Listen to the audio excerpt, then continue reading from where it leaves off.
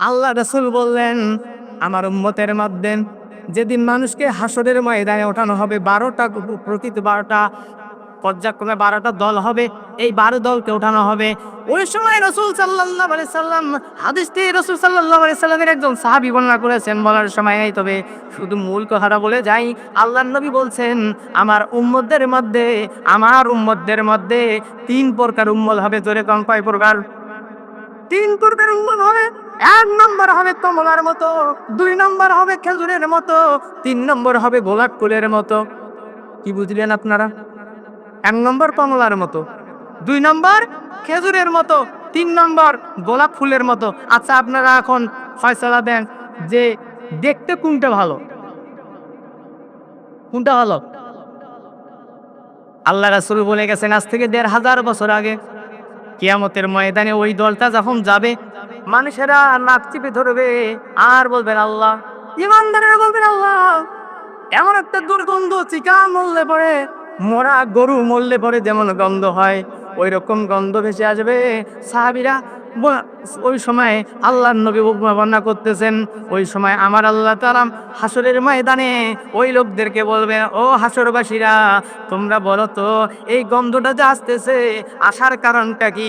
আমার আল্লাহ যখন এই প্রশ্ন করবে, ওই সময় আল্লাহর বান্দাগুলি ডাক দিয়ে বলবেন, আল্লাহ, আমরা তো জানি না, মেহেরবানি করে আমাদেরকে বলে দেন গন্ধটা কিসের। কারণ চিকা মরলে পরে যেমন গন্ধ হয়, গরু মরলে পরে যেমন গন্ধ হয়, তরুণ গরু গন্ধ ভেসে আসে, ওই রকম গন্ধ আমার আল্লাহ বলবেন, ও আমার বান্দারা শোনো, দুনিয়ার মধ্যে যখন ছিল, দুনিয়ার মধ্যে থাকাকালীন অবস্থায় এই চিকার গন্ধ হওয়ার কারণ হলো, আল্লাহর নবী বলেন আমার উম্মত হলো ৩ প্রকার। ১ নম্বর হলো কমলার মতো, ২ নম্বর হলো খেজুরের মতো, ৩ নম্বর হলো গোলাপ ফুলের মতো। আল্লাহর নবী বলছেন, কমলা উপরে যেমন দেখতে ভালো, কমলা খাইতেও বড় ভালো। সুবহানাল্লাহ পড়ি। কমলা দেখতেও ভালো, খাইতেও ভালো। যে উম্মত গুলো আর দিতে পরিপাটি, আল্লাহ বলা, এই উম্মত গুলো হলো কমলার মতো। সুবহানাল্লাহ বললেন না? ২ নম্বরে রাসূল, আমি ব্যাখ্যা করতেছি না, কারণ ব্যাখ্যা করলে ঘন্টা চলে যাবে, প্রধান মেহমানকে দিতে হবে। আল্লাহর নবী ২ নম্বরে বললেন, আর আল্লাহর নবী ২ নম্বরে বলে খেজুরের মতো কারা? খেজুর দেখতে তেমন ভালো না, দেখতে বড় কারা, খেজুর দেখতে বড় ভালো লাগে না। কিন্তু নবীজি বলেন, ও সাহাবীরা শোনো, খেজুর দেখতে ভালো না, ও এমন উম্মত হবে, আমার উম্মতগুলো এমন হবে, উম্মতের মধ্যে এমন উম্মত হবে, এই উম্মতগুলোর চেহারা থাকবে না, এই উম্মতগুলো দেখতে বড় ভালো হবে না, কিন্তু এই উম্মতগুলো আমলদার হবে। সুবহানাল্লাহ কোন?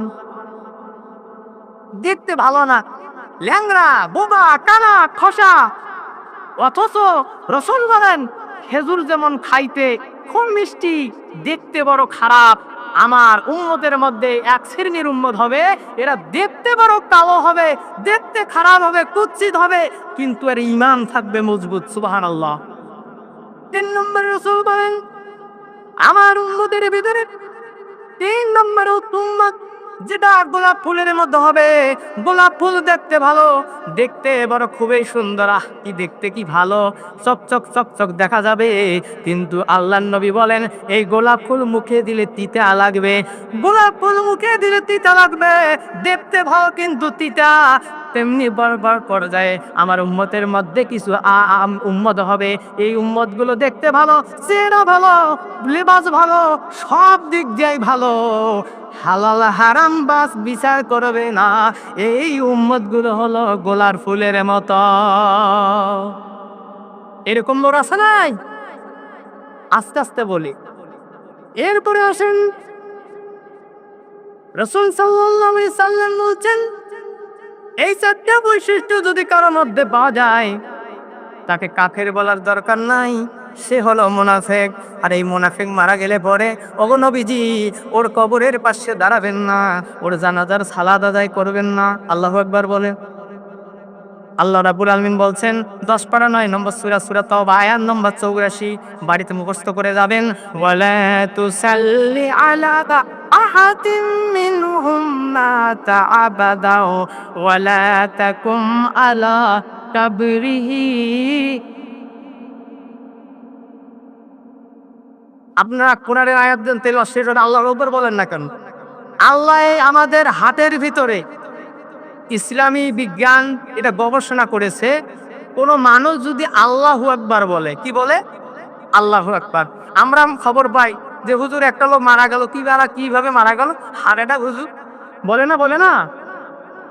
ইসলামী বিজ্ঞান বলছেন কোন মানুষ যদি আল্লাহু আকবার বলে তার মানে আমাদের হাটের মধ্যে আল্লাহু আকবার এই শব্দটা, আল্লাহ শব্দটা ৮৬ বার লেখা। কয়বার?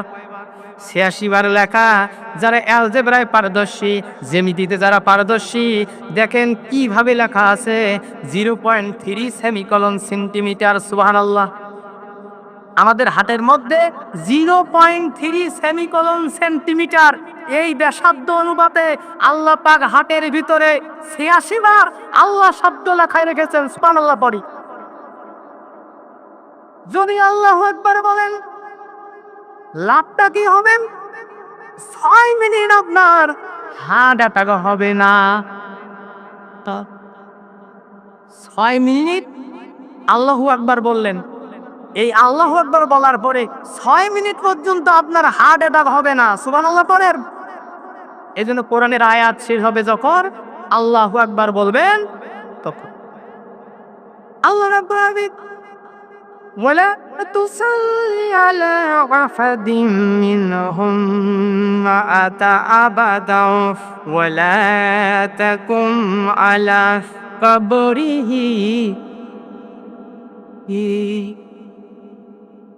আল্লাহ বলেন ওয়ালা তুসাল্লি আলা আহাদিম মিনহুম মাতা আবাদা। আল্লাহ বলছেন নবীরে, মুনাফিকদের মধ্যে যদি কারো মৃত্যু হয়ে যায়, কোন মুনাফিক যদি মারা যায়, কোন মুনাফিক ব্যক্তি যদি মারা যায়, ওগো নবীজি, তাহলে আপনি তার জানাজার নামাজ পড়াবেন না। নাম্বার 2, ওয়ালা আলা কাবরিহি, আর তার কবরের পাশেও আপনি দাঁড়াবেন না। কঠিন ব্যাপার। কবরের পাশে দাঁড়াতেও নিষেধ করলেন আমার আল্লাহ। মুনাফিকদের উদাহরণ দিয়ে দিতেন। আর একটু বলি, আল্লাহ রাব্বুল আলামিন পুরা কোরআনের মধ্যে মুনাফিকদের বৈশিষ্ট্য বর্ণনা করেছেন। হাদিসে পেলাম 4টা। কয়টা পেলাম? কথা বলেন। 4টা। কোরআনে এখন আছে 10টা। মোট কয়টা জোরে বলেন? 14টা। 14টা যতটুকু পারা যায় আজকে শুনে যান, আওয়াজ মুখস্থ করেন। চিহ্নগুলো দেখলেই মনে করবেন এরা মুনাফিক। ওর লেবাস যদি থাকেন তারপরে মনে করবেন যে মুনাফিক। আল্লাহ রাসূল সাল্লাল্লাহু আলাইহি সাল্লাম বলেন, 1 নম্বরে মিথ্যা কথা বলবে, 2 নম্বরে ওয়াদা ভঙ্গ করবে, 3 নম্বরে আমানতের খেয়ানত করবে। এই মুনাফিকদের বর্ণনা দিতে গিয়ে আল্লাহর নবী আর একটা হাদিসের মধ্যে মুনাফিকদের বৈশিষ্ট্য বর্ণনা করেছেন। উদাহরণ পেশ করে আল্লাহর নবী বলছেন, আব্দুল্লাহ ইবনে ওমর রাদিয়াল্লাহু তাআলা আনহু ক্বালা রাসূলুল্লাহ সাল্লাল্লাহু আলাইহি সাল্লাম মাসালুল মুনাফিকিন কাশআতিন আইরাতিন গানা তাইলে তাহিরু ইলা হাযিহি মাররাতা ওয়া ইলা হাযিহি মাররা। রাহুল মুসলিম।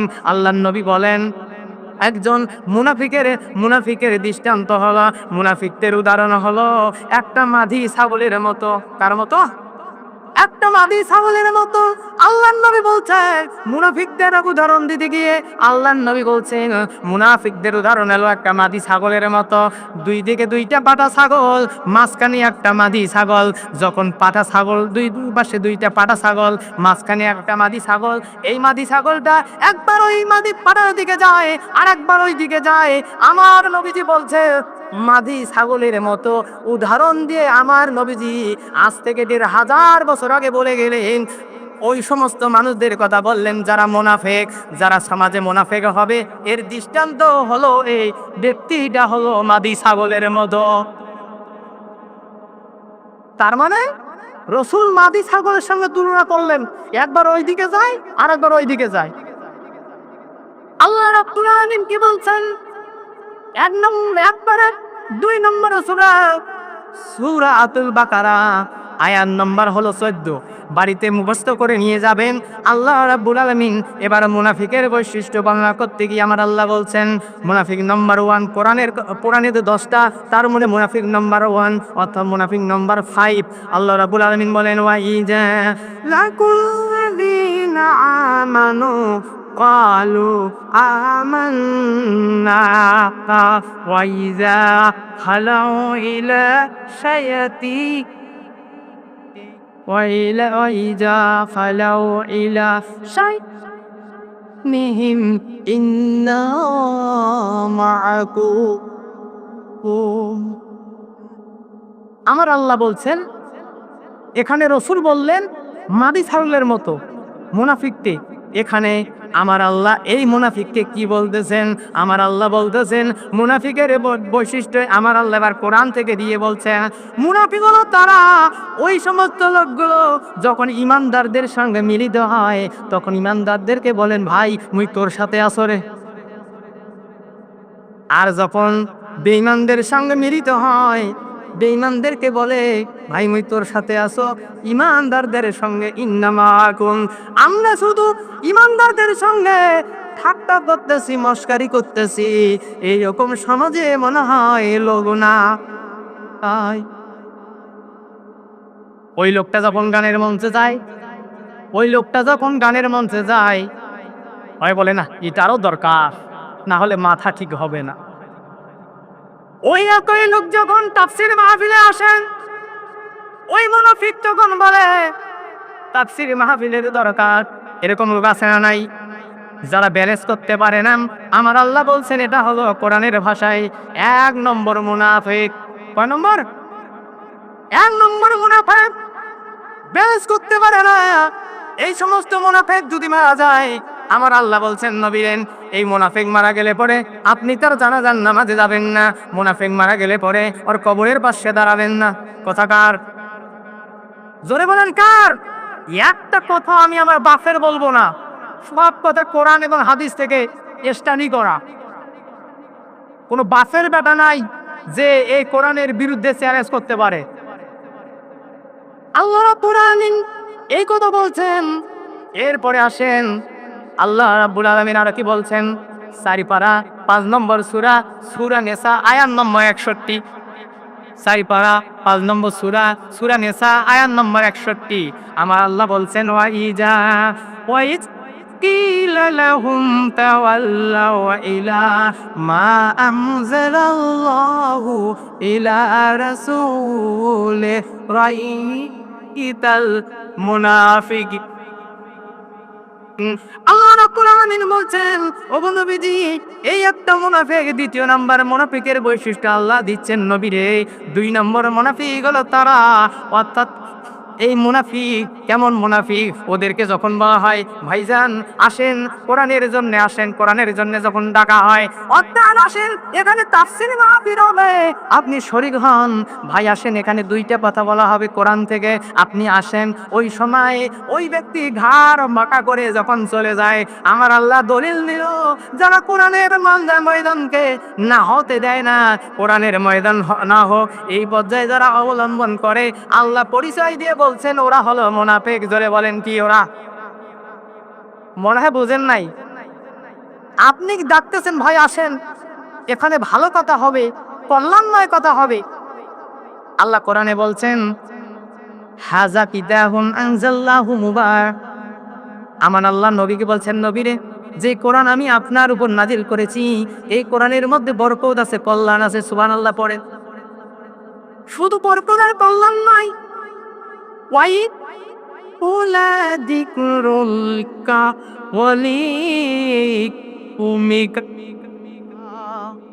আল্লাহ বলেন নবীরে আপনার জন্য এই কোরআনকে জিকির বানালাম, আপনার উম্মতের জন্য জিকির বানালাম। কোরআন যদি আমাদের জন্য জিকির হয়, নবীর উপরে জিকির হয়, সেই কোরআন আমাদের মানার দরকার আছে না নাই? আর আব্বা জোরে বলেন আছে না নাই? যারা এই তাফসীর মাহফিল থেকে মনে করতেছেন বাড়িতে থাকি এত ওয়াজ শুনেছি, ওয়াজ শুনে কি হবে? আপনি যদি বাড়িতে মারা যান আপনি মুনাফিকের আওতায় মারা যাবেন, অর্থাৎ আপনি মারা গেলে কোরআনের আইন অনুযায়ী আপনার কবরের পাশে দাঁড়ানো যাবে না। কোরআন আমাদের জন্য আল্লাহ রাব্বুল আলামিন রহমত বানালেন, ওষুধ বানালেন। আমরা যে কোরআন আমাদের জন্য জিকির আল্লাহ বানালেন। সূরা আহজাবে 22 পারা 43 নম্বর সূরা, সূরা আহজাব আয়াত নম্বর 41 এবং 42 আমার আল্লাহ বলছেন, ইয়া আইয়ুহাল্লাযীন আমানু যকুরুল্লাহ যিকরান কাসীর। আল্লাহ বলছেন, ও গোলামেরা, তোমরা সকাল থেকে শুরু করে সন্ধ্যা পর্যন্ত জিকির মানে কি? আমরা এখন জিকির মানে কি? আমরা মসজিদে বসে আল্লাহ আল্লাহ আল্লাহ আল্লাহ, এই জিকির, এই জিকির। জিকির হলাম আপনি যখন ব্যবসা করতেছেন, ব্যবসার ময়দানে আপনাকে ব্যবসা করা লাগবে, না হলে আপনার পরিবার চালানো যাবে না। ওই ব্যবসার সময় আপনি সঠিক পন্থায় ব্যবসা করলেন, এর নাম হলো জিকির। সুবহানাল্লাহ পড়ি। ব্যবসা করতে গেলেন, আপনি মিথ্যার আশ্রয় নিলেন না, মিথ্যার কথা বললেন না, সঠিক পন্থায় আপনি ব্যবসা করলেন। আপনার পরিবার আছে, এই পরিবারের জন্য আপনি ব্যবসা করার জন্য গেছেন, আপনি ওখানে চালাকি খাটালেন না, সঠিক পন্থায় ব্যবসা করলেন, মিথ্যা কথা বললেন না। আপনি যখন বাড়িতে থাকলেন, সঠিক পন্থায় আপনাকে যেভাবে চলতে হবে আপনি সেভাবে চললেন। আপনাকে হালাল খেতে হবে, আপনি হালাল খেলেন। এই হালাল খাওয়া, হারাম পরিত্যাগ করা, এর নাম হলো জিকির।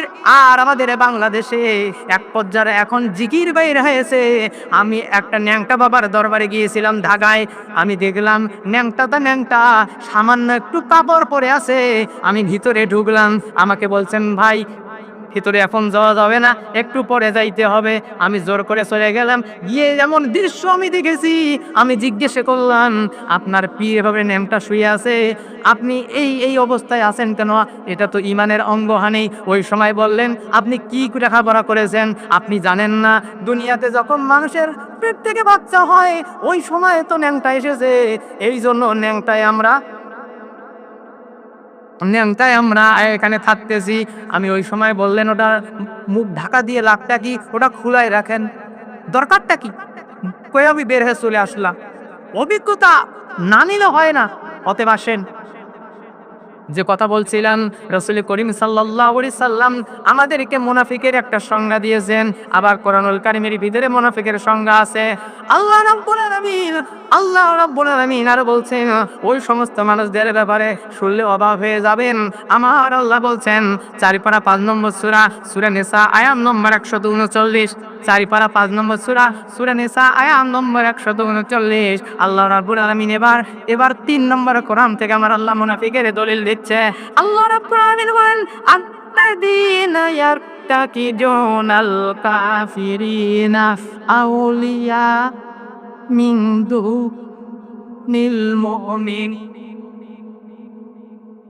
আল্লাহ রাব্বুল আলামিন বলেন, যারা মুনাফিক হবে, কোরআনের ভাষায় 3 নম্বর মুনাফিকের বৈশিষ্ট্য হলো এরা মুমিনদেরকে বাদ দিয়া কাফেরদেরকে বন্ধু বানাবে।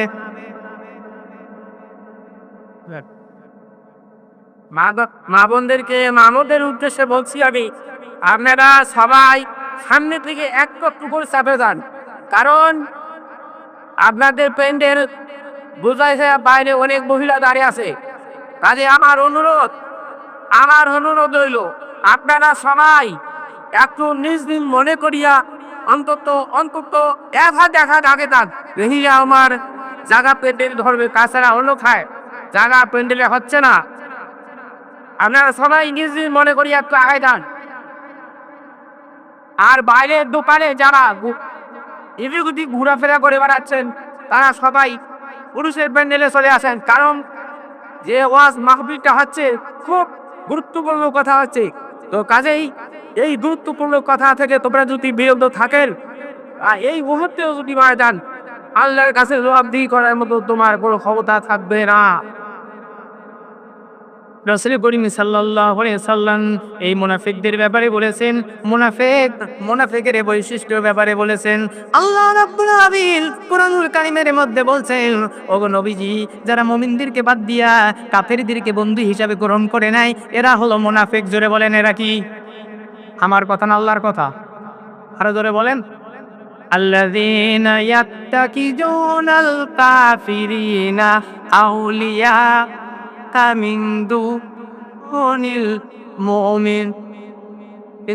আমার আল্লাহ বলেন, ওগো নবীজি, যারা মুমিনদেরকে বাদ দিয়া কাফেরদেরকে বন্ধু হিসেবে গ্রহণ করে নেবে, এরা হলো মুনাফিক। এরা কি? মুনাফিক। এবার আসেন, আল্লাহ রাব্বুল আলামিন এবারে কঠিন একটা কথা আপনাদেরকে আমি শোনাবো, সেটা একে বাস্তব কঠিন। কারণ যে কথাটা শোনাবো, বর্তমান সমাজে আমাদের মসজিদের মধ্যে চেয়ার ঢুকে গেছে। এই চেয়ারের বর্ণনা আমি কোনো মুফতি সাহেব আজ পর্যন্ত দিতে পারে নাই। রাসূলের জামানায় চেয়ার ছিল না, সাহাবাদের জামানায় চেয়ার ছিল না, আবু হানিফার জামানায় চেয়ার ছিল না, ইমাম শাফির আমলে চেয়ার নাই, মালিকের আমলে চেয়ার নাই। কিন্তু এই চেয়ার ঢুকলো কেমনে? আল্লাহ রাব্বুল আলামিন দলিল দিচ্ছে কোরআনে, শুনবেন। আল্লাহ রাব্বুল আলামিন এবার বলছেন ওই ব্যক্তিদের ব্যাপারে, 4 নম্বর সূরা, সূরা নিসা, আয়াত নম্বর 142। আল্লাহ রাব্বুল আলামিন বলেন, ওয়াইদা কামু ইলাস সালাতে কামু কুসলা। আল্লাহ বলছেন, নবী, ওই সমস্ত মানুষ অলসতার ভাব নিয়ে যারা আল্লাহর সামনে নামাজে দাঁড়ায়, যারা অলসতার ভাব নিয়ে নামাজে দাঁড়ায়, এই মানুষগুলো হলো মুনাফিক। কে বলছে? কারণ আপনি 10 কেজি মাল ধৈর্য ধৈর্য করে ধরে বেড়ালেন, আর মসজিদে এসে আপনার চেয়ারে বসতে হয়, আপনি বসে নামাজ পড়েন। আল্লাহ বললেন, এই পদ্ধতি যার আছে সে হলো মুনাফিক। সে কি? হ্যাঁ, যদি আপনার একান্ত কষ্ট হয় আপনি বসে নামাজ পড়েন। আর মাজুর মানুষের ব্যাপারে ফতোয়া এসেছে, ওই লোককে জামাতে নামাজ না আদায় যদি নাও করে, ওই মাজুর মানুষ বাড়িতে নামাজ পড়লো, জামাতের সওয়াব আল্লাহ তাআলা আমলনামায় দেবে। কারণ মাজুর মানুষের জন্য জামাতে নামাজ নয়।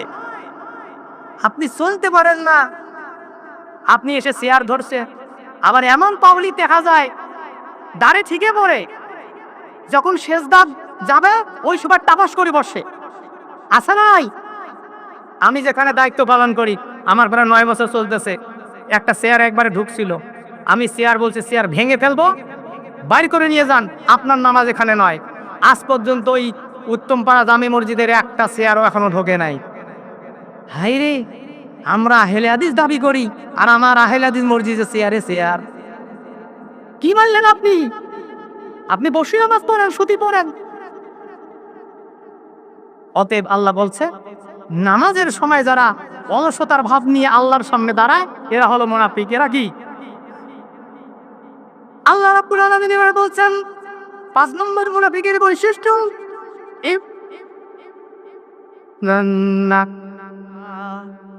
আল্লাহ বলেন, ওগো নবীজি, এরা মানুষ দেখানো ইবাদত করে।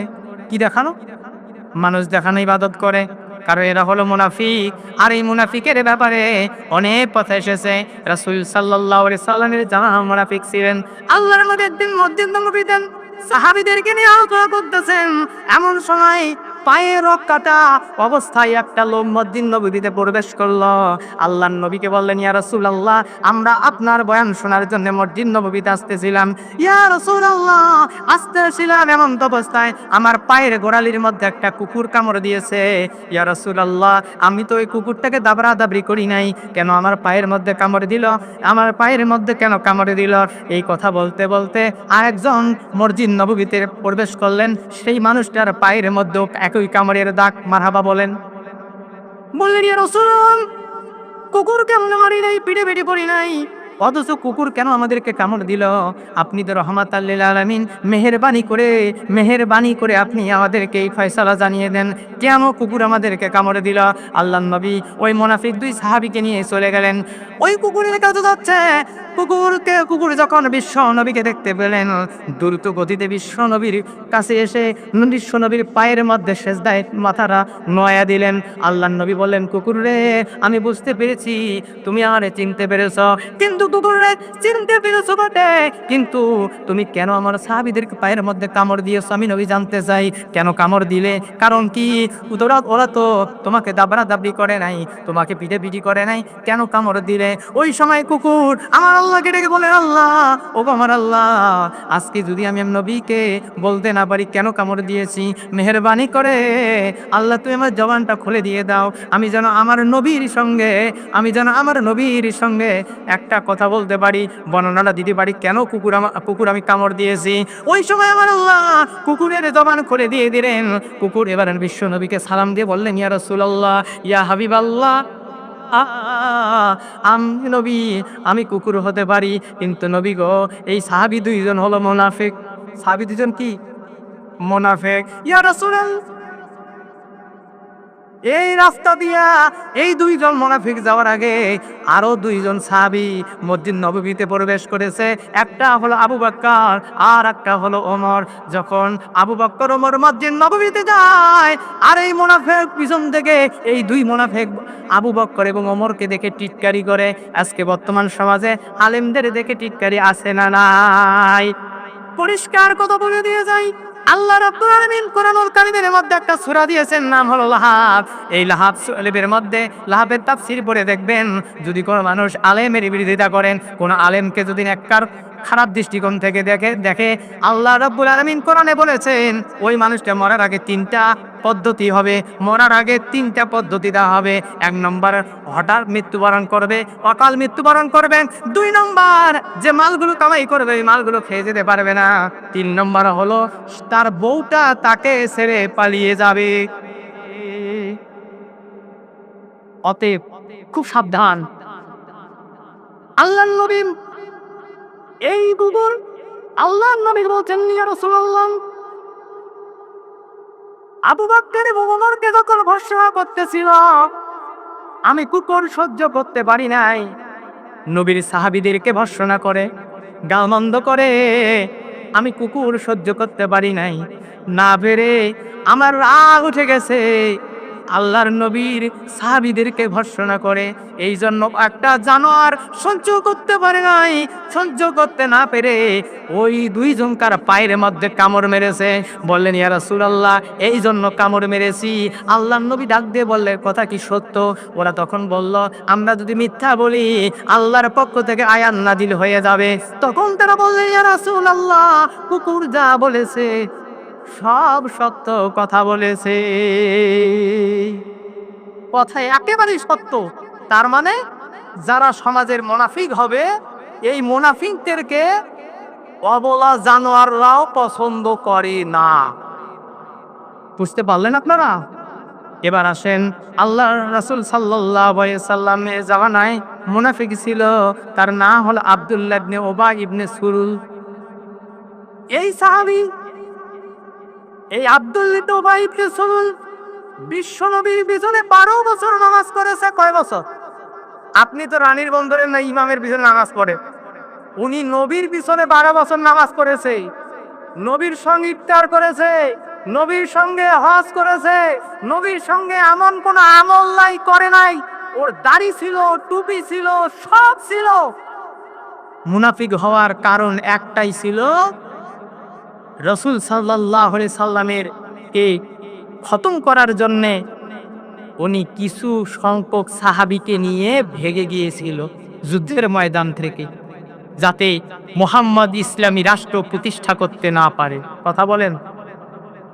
এই কারণে 12 বছরের ইবাদত নষ্ট হয়ে গেল, তাহাজ্জুদ নষ্ট হয়ে গেল, সব চলে গেল। একটু হিসাব মিলান। ওই আব্দুল্লাহ ইবনে উবাই ইবনে সুলুল যখন মারা গেল, তার বেটাকে ওসিয়ত করে গেল, বাবা আমি যদি মারা যাই নবীর কাছে গিয়ে বলবা নবী যেন তার জুব্বার মোবারক দিয়ে আমার কাফনের ব্যবস্থা করে, নবী যেন আমার নিজের জামাদান নামাজ পড়ায়।